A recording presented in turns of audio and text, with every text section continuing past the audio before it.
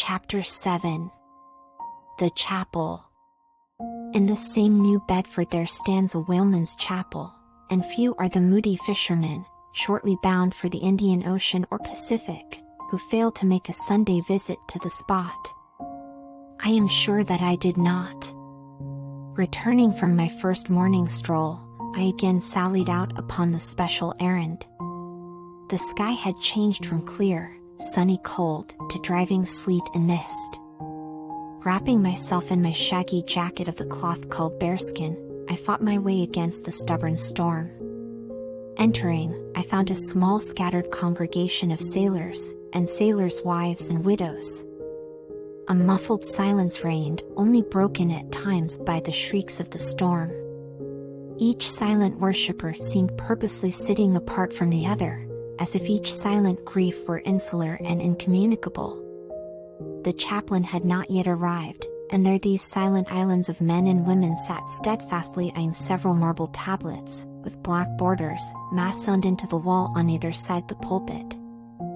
3 of them ran something like the following, but I do not pretend to quote, sacred to the memory of John Talbot, who, at the age of 18, was lost overboard, near the Isle of Desolation, off Patagonia, November 1 st 1836. This tablet is erected to his memory by his sister. Sacred to the memory of Robert Long, Willis Ellery, Nathan Coleman, Walter Canny, Seth Macy, and Samuel Giuliagi, forming one of the boat's crews of the ship Eliza, who were towed out of sight by a whale, on the offshore ground in the Pacific, December 31 st 1839.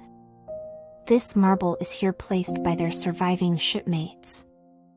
Sacred to the memory of the late Captain Ezekiel Hardy, who in the bows of his boat was killed by a sperm whale on the coast of Japan, August 3 D 1833. This tablet is erected to his memory by his widow. Shaking off the sleet from my ice-glazed hat and jacket, I seated myself near the door, and turning sideways was surprised to see Queequeg near me. Affected by the solemnity of the scene, there was a wondering gaze of incredulous curiosity in his countenance.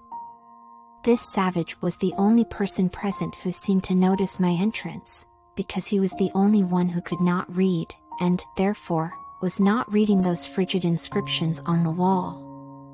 Whether any of the relatives of the seamen whose names appeared there were now among the congregation, I knew not, but so many are the unrecorded accidents in the fishery, and so plainly did several women present wear the countenance if not the trappings of some unceasing grief, that I feel sure that here before me were assembled those, in whose unhealing hearts the sight of those bleak tablets sympathetically caused the old wounds to bleed afresh.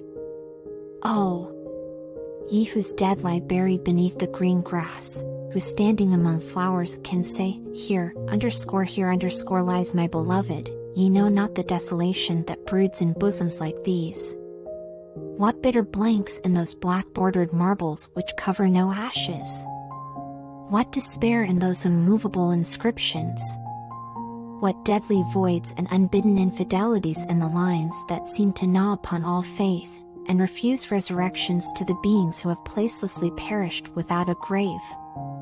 As well might those tablets stand in the cave of Elephanta as here. In what census of living creatures, the dead of mankind are included, why it is that a universal proverb says of them, that they tell no tales, though containing more secrets than the Goodwin sands, how it is that to his name who yesterday departed for the other world, we prefix so significant and infidel a word, and yet do not thus entitle him, if he but embarks for the remotest Indies of this living earth. Why the life insurance companies pay death forfeitures upon immortals, in what eternal, unstirring paralysis, and deadly, hopeless trance, yet lies antique Adam who died 60 round centuries ago, how it is that we still refuse to be comforted for those who we nevertheless maintain are dwelling in unspeakable bliss, why all the living so strive to hush all the dead, wherefore but the rumor of a knocking in a tomb will terrify a whole city. All these things are not without their meanings.